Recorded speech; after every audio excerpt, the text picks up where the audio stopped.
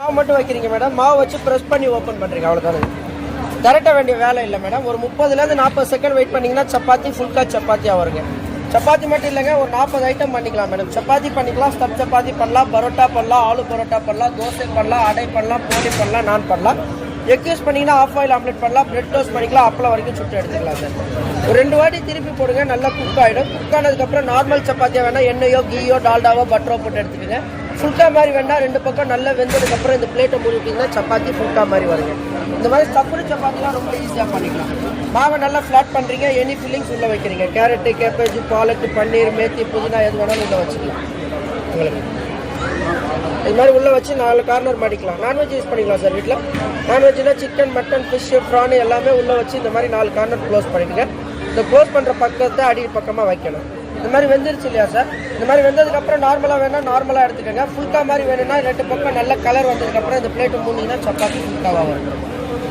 தோசையெல்லாம் மாவு ஊற்றுங்க, தேய்ச்சி விடுங்க. மூடினீங்கன்னா முருகல் தோசை வரும். ஓப்பன்லேயே வச்சுன்னா சாஃப்டாக வரும்.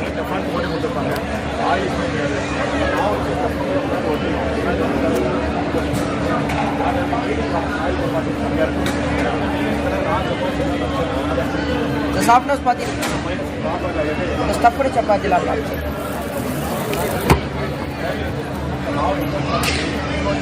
இதே மாதிரி இதில் நீங்கள் எவ்வளோ வேணாலும் ஆயில், கீ, டால்டா, பட்டர் எல்லாமே யூஸ் பண்ணிக்கலாம் சார்.